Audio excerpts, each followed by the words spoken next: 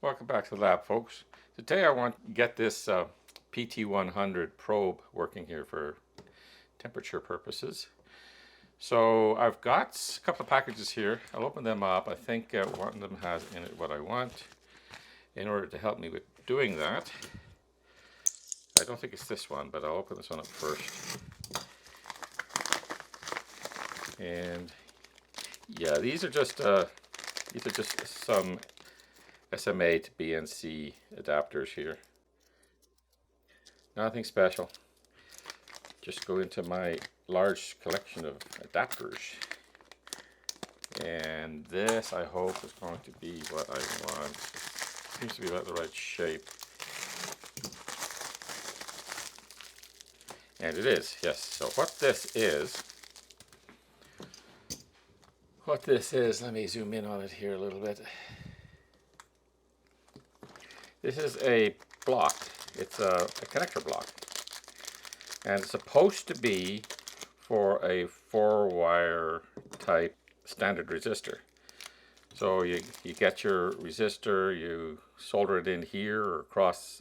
It could be a through hole type or a small SMD type. Anyway, you mount it in there between these 2 points, and then you put these banana plugs, feet on it, and it then can plug into a meter. Now these are all standard spacing, something that some Chinese companies haven't kind of figured out yet in their multimeters.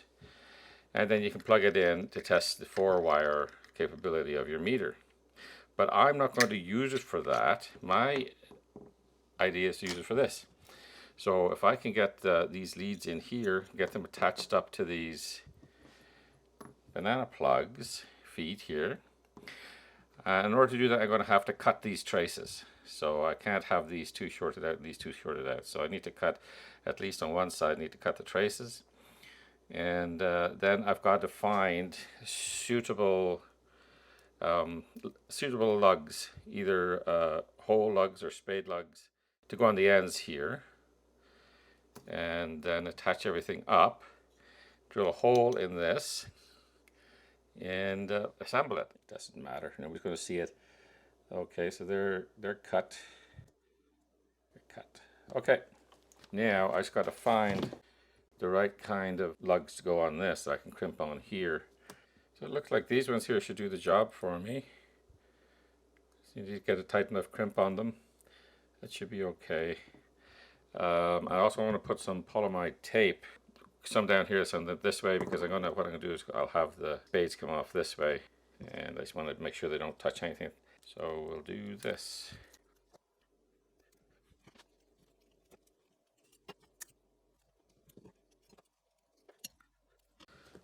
All right, that should go.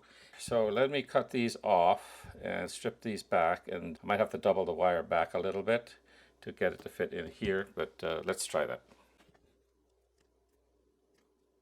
Now before I get too crazy with that, I'm going to have to make the hole for this to go in here. Okay, I've got the hole put in there, and I've got the wire stripped. Now it's just a matter of crimping on these little connectors here. We've got that done there. And I just want to tweak these up a little bit, just so they're all bent up just a tiny bit. Perfect. All right, now get my board. I want 2 white wires will go down here on the bottom, 2 red wires up on the top.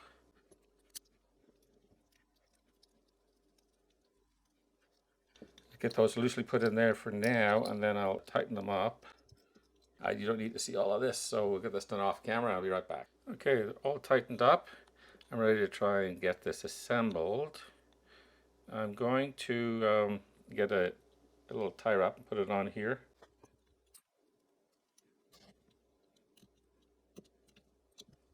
I think one should be enough. Yep, that's pretty good. And get this lined up like this. And put the screws in. You know what? I don't like that moving around like that. I'm just going to put a little hot glue on there too. Okay, put a few little globs of hot glue down in there.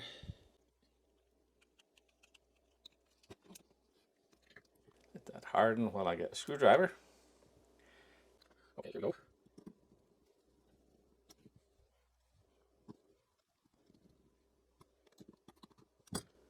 All right. Okay, let me get a meter on up in there, and we're going to plug this into the meter and get a measurement of what the temperature is in and around the lab right now.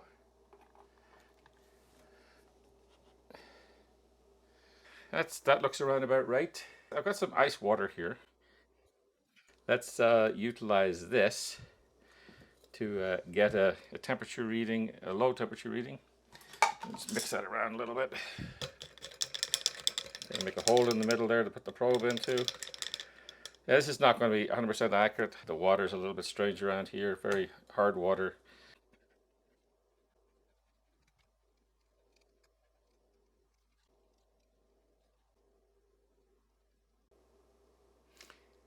Okay, it seems we're down around about 0.32. It's the lowest it's going to go. The accuracy of this meter is supposed to be plus or minus 0.1, I think it's 0.16 or 0.18 degrees with the RT type of probe in 4-wire mode. It looks like we're getting pretty close to what Siglant have specified. Like I say, water here is a little strange. It's got a lot of hardness in it, which might be affecting things. I'm going to have to get some distilled water and try this again. But okay, I've got a kettle here. We're going to boil the kettle and see if we can get 100 degrees out of it, or close to 100 degrees. I know this is not an ideal test either. Let's get this in view of the camera, but not too close because I don't want to steam up the lens. And we'll turn that on and get ready to measure it when it boils.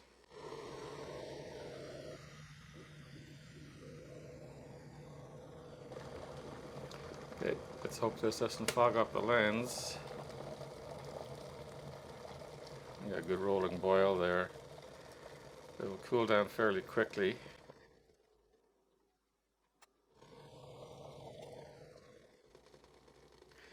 Now get 99.2 there for a minute.